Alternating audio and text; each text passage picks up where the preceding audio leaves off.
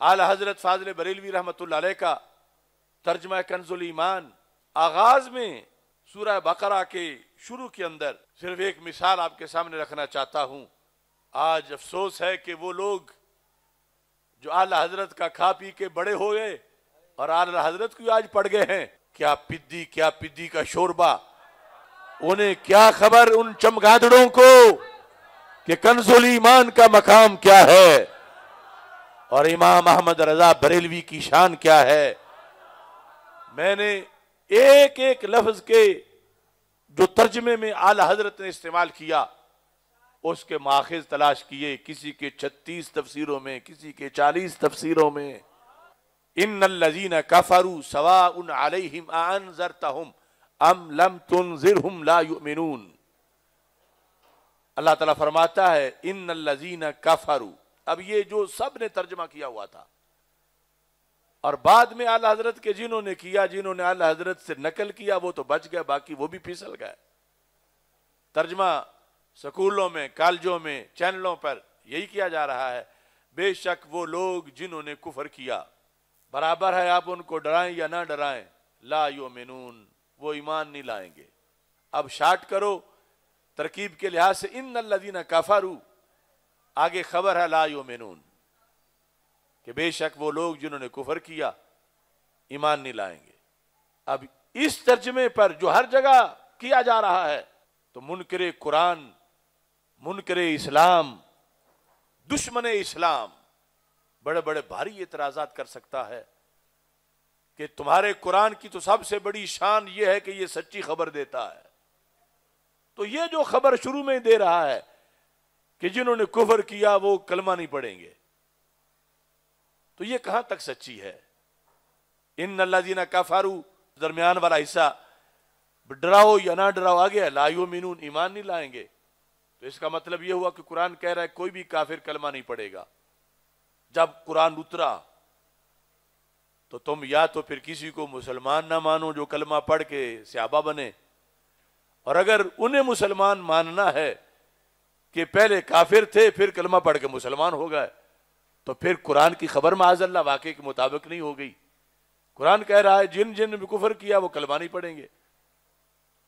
اور پھر اگر کسی کافر نے کلمہ پڑھنا ہی نہیں تھا تو اللہ کے رسول علیہ السلام کو اور دیگر نبیوں کو بھیجنے کا مقصد کیا تھا؟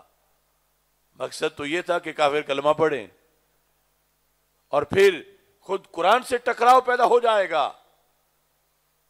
قرآن مجید برہان رشید میں اللہ تعالیٰ ارشاد فرماتا ہے کہ محبوب آپ ڈرائیں ان کو، لِتُنذِرَ قَوْمًا مَا أُنذِرَ آبَاؤُهُمْ فَهُمْ غَافِلُونَ. ہم نے بھیجا اس لیے ہے کہ آپ ڈرائیں جن کی آبا کو نہیں ڈرایا گیا. آپ ڈرائیں. سورہ یاسین باقی کئی مقامات کے بھیجا ہی ڈرانے کے لیے ہے، اور بقرہ کے شروع میں کہہ دیا ڈراؤ یا نہ ڈراؤ فائدے کوئی نہیں، یہ کلمہ ہی نہیں پڑھیں گے.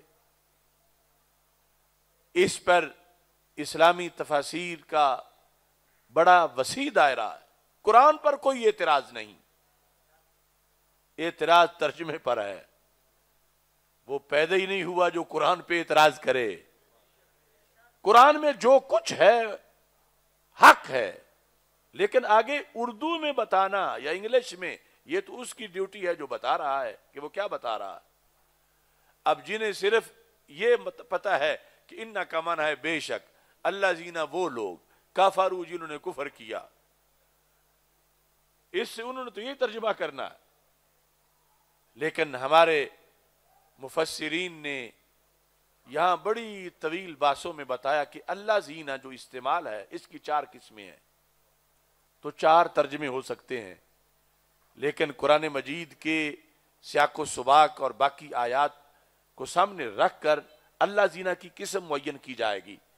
جب اللہ زینا کی قسم معین ہوگی تو پھر کوئی اعتراض بھی نہیں ہوگا کہ اللہ زینا جنسی ہے، اللہ زینا استغراقی ہے، عہد خارجی کا ہے، عہد ذہنی کا ہے.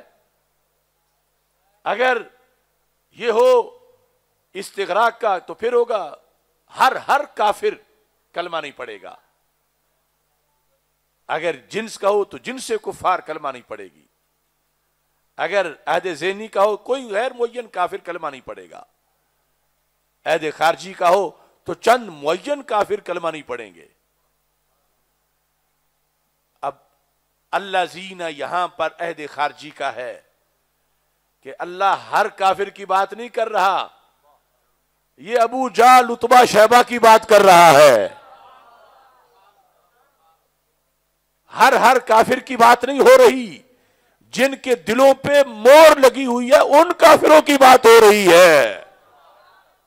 تو قرآن کی خبر سچی ہے تو ان میں سے تو کسی نے کلمہ نہیں پڑھا، اور قرآن کی خبر کا حدیث کا آیات کا ٹکراؤ نہیں، ان کے جن کے دلوں پر مور تھی ان کے لحاظ سے فرمایا ڈراؤ یا نہ ڈراؤ کوئی فائدہ نہیں، لیکن باقی کو ڈرانے کا تو فائدہ ہے۔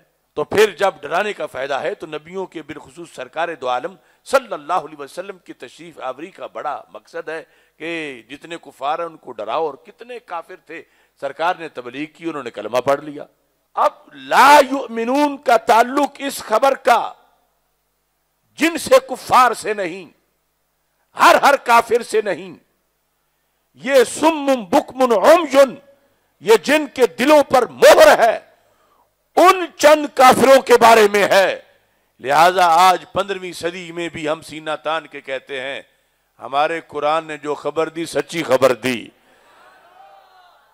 لیکن وہ جو ترجمہ کیا جا رہا تھا بے شک وہ لوگ جنہوں نے کفر کیا، تو کفر تو کتنے صحابہ تھے پہلے کفر کیا، پھر اللہ نے ان کا یہ مقام دیا کہ وہ صحابی بن گئے۔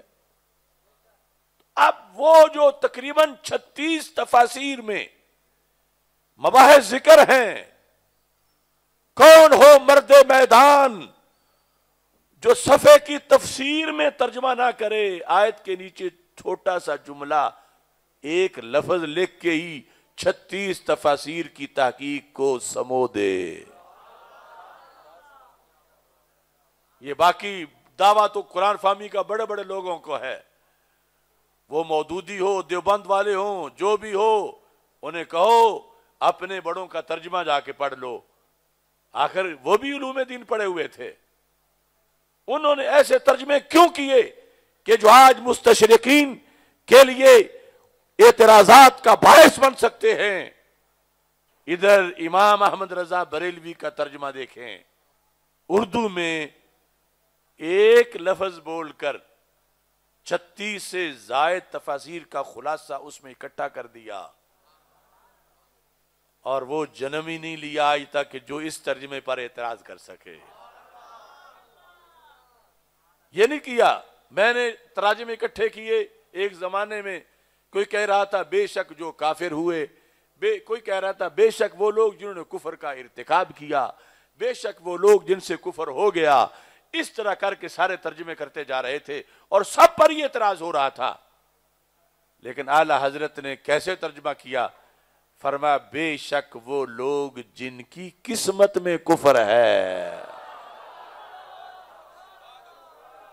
جن کی قسمت میں کفر ہے، جن کی قسمت میں کفر ہے، وہ اعلانیہ تھے ابو جہل عتبہ شیبہ، یا قیامت تک جن کی موریں لگی ہوئی ہیں، جن کی قسمت میں کفر ہے۔ یہ لفظ قسمت میں کفر ہے، یہ ترجمہ ہے جس نے مستشرقین کے منہ بند کیے ہیں، جس سے قرآن کا قرآن ہونا اپنے مقام پر اور اس کی اخبار کا صحیح ہونا اور سرکار دو عالم صلی اللہ علیہ وسلم کی جلوہ گری کا با مقصد ہونا اور ہزارہ اعتراضات جو دوسری طرف سے ہو سکتے تھے، ان کے مقابلے میں اردو والوں کو جو خود مفسر نہیں، کوئی دکاندار ہے، کوئی کاشتکار ہے، جس کے پاس تھوڑا سا ٹائم ہے، جس ہستی نے ایک لفظ سے 36 تفسیروں کے مقام پڑھا دیے، اسے امام احمد رضا بریلوی کہا جاتا ہے۔